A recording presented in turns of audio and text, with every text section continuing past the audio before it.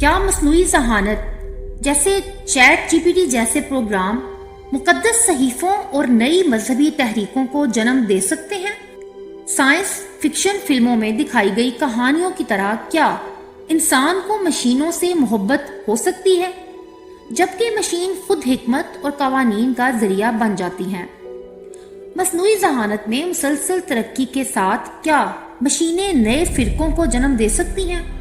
مصنوعی ذہانت کے آلات نے بحث و مباحثے میں حصہ لینے، نیوز رپورٹس اور تحقیقی مقالے لکھنے اور حتیٰ کہ بالوں کو سٹائل کرنے کے مشورے فراہم کرنے کی صلاحیت کو مزید نکھارا ہے۔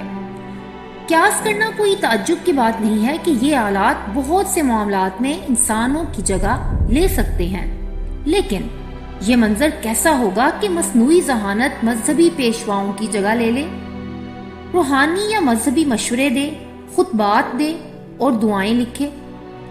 ماہرین کا خیال ہے کہ مصنوعی ذہانت جلد ہی مذہبی پیشواؤں اور رہنماؤں کی مدد کر سکتی ہے، بالکل ویسے ہی جیسا کہ یہ صحافیوں کو بریکنگ نیوز لکھنے یا پروگرامرز کی کوڈنگ میں مدد کرتی ہے۔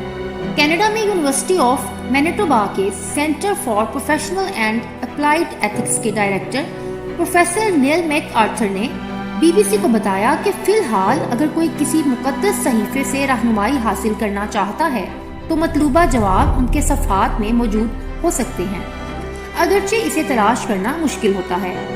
ان کے مطابق اس کے برعکس مصنوعی ذہانت کو وہ صرف مخصوص سوالات بھیج کر فوری رائے حاصل کر سکتا ہے، جیسا کہ کیا مجھے طلاق لینی چاہیے یا میں اپنے بچوں کی پرورش کیسے کروں؟ مصنوعی ذہانت روحانی تسکین دیتی ہے یا رہنمائی؟ رومانیہ کے تھیالوجی کے ماہر ماریس دورو بانچو نے روایتی سائیکو تھراپسٹ یا مذہبی شخصیات کی بجائے مصنوعی ذہانت سے چلنے والے چیٹ بوٹس میں روحانی تسکین حاصل کرنے کے لیے کچھ لوگوں کے رجحان پر تحقیق کی ہے۔ ایمسٹرڈیم کے وریجی یونیورسٹی کے محقق ماریس دورو بانچو نے یہ بھی دعویٰ کیا ہے کہ انہوں نے ایسے افراد کی بڑھتی ہوئی تعداد کا مشاہدہ کیا ہے جو اپنے روزمرہ کے روحانی معاملات میں چیٹ جی پی ٹی جیسے آلات سے رہنمائی حاصل کرنے کے لیے تیار ہیں۔ موریس لوروبانچو کا کہنا ہے کہ ہم چیزوں کو انسانی صفات دینے کا ایک فطری رجحان رکھتے ہیں، جس کا ثبوت کاروں کے نام رکھنے اور بادلوں میں انسان نما چہروں کے دیکھنے کی ہمیں عادت ہے۔ ان کے مطابق انسانی صفات کا پتہ لگانے کی طرف ہمارا جھکاؤ اس قدر بڑھ گیا ہے کہ ہم اکثر ان اشیاء کی موجودگی محسوس کرتے ہیں جو حقیقت میں موجود ہوتی ہی نہیں۔ چیٹ بوٹ ڈیزائن کی موجودہ بہتری ان موروثی تعصبات کا کافی حد تک فائدہ اٹھاتی ہے۔ ماریس دوربانچو کا کہنا ہے کہ اس طرح کے منظرنامے ایسے سوالات کو جنم دیتے ہیں جو مشینوں اور انسانوں کے درمیان روحانی تعلق کے قیام سے آگے بڑھ چکے ہیں۔ یہ ان اخلاقی مخمصوں تک پہنچ گئے ہیں جو اس طرح کے تعلق سے پیدا ہو سکتے ہیں۔ انہوں نے سوال اٹھایا ہے کہ مثال کے طور پر اگر کوئی چیٹ بوٹ سے مشورہ کرنے کے بعد خودکشی کرتا ہے تو کس کو ذمہ دار ٹھہرایا جائے؟ مصنوعی ذہانت کے ذریعے بنائے گئے مقدس صحیفے نے گزشتہ چند ماہ میں مذہبی مشاورت کے لیے چیٹ بوٹس تیار کیے گئے ہیں۔ ان میں سے کچھ ٹولز کو بھگوت گیتا کے متن کا استعمال کرتے ہوئے تربیت دی گئی ہے، جو ہندو مذہب میں ایک مقدس صحیفہ ہے۔ ان پروگراموں کو لاکھوں افراد استعمال کر چکے ہیں، لیکن ایسے واقعات کی رپورٹ سامنے آئی ہیں جن میں ٹولز تشدد کی حوصلہ افزائی کرتے دکھائی دیتے ہیں۔ حدیث جی پی ٹی ایک ایسا ٹول ہے جسے انگریزی میں 40,000 سے زیادہ اسلامی حوالوں پر تربیت دی گئی اور رواں برس کے آغاز میں لوگوں کو اس کی رسائی دی گئی۔ اسے اس کے ڈیولپر نے کمیونٹی کی طرف سے فیڈ بیک حاصل کرنے کے بعد بند کر دیا تھا۔ جنوری میں اسلام اور یہودیت کے نمائندوں نے روم call for a I ethics کے نام سے مشترکہ اعلامیے پر دستخط کیے ہیں۔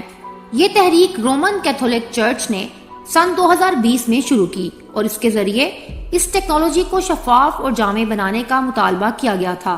متعدد حکومتوں اور ٹیکنالوجی کمپنیوں نے اس کی حمایت کی ہے، جبکہ پوپ فرانسس نے مصنوعی ذہانت کے افق پر منڈلانے والے بڑے چیلنجز پر بات کی ہے۔